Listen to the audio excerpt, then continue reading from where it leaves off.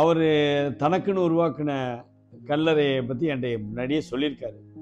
லண்டனில் போய் கார்ல் மார்க்ஸுடைய சமாதிக்கு அங்கே வந்து அவர் கார்ல் மார்க்ஸ் புதைச்ச இடம் வந்து ஒரு முக்கியமான இடம், எனக்கு பேர் ஞாபகம் இல்லை.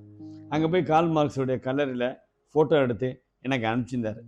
அப்போ லண்டன் போயிட்டு வந்த பிறகு என்கிட்ட என்ன சொன்னார்னா, இந்த கல்லறையில் ஒரு முக்கியமான விஷயம் இருக்குங்க, 5 வருஷத்துக்கு ஒரு தரம் அது கீழே இறங்குது மண்ணுக்குள்ளே, அந்த அடிப்படையை வச்சு தான் உங்களோட கார்ல் மார்க்ஸை புதைச்சிருக்காங்க.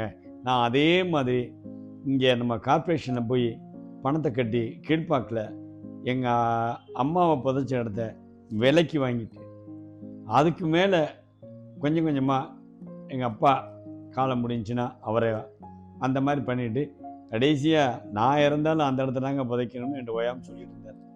அதே மாதிரி அவர் நினச்ச மாதிரியே ஆச்சு. அவங்க அம்மா இறந்தாங்க. அதுக்கப்புறம் ஒரு 8 வருஷம் கழித்து அவங்க அப்பா இறந்தாங்க. அவங்க அப்பாவை அந்த இடத்துல புதைச்சார். அப்புறம் எதிர்பாராத விதமாக அவங்க மனைவி இறந்தாங்க. அது ஒரு பேரிழப்பு அவருக்கு. அவங்க மனைவியும் அங்கே புதைச்சார். புதைச்சிட்டு அப்போ கூட எனக்கு இவர் எப்படி அது எப்படி புதைக்க முடியும் அப்படின்னு பார்க்கும்போது, அவர் இறந்த அன்னைக்கு நான் இங்கே கல்லறையில் பார்க்கும்போது தான், கீழ்ப்பாக்கு கல்லறை தோட்டத்தில் பார்க்கும்போது தான் தெரிஞ்சு கீழே பள்ளம் தோண்டினாங்க கரெக்டாக.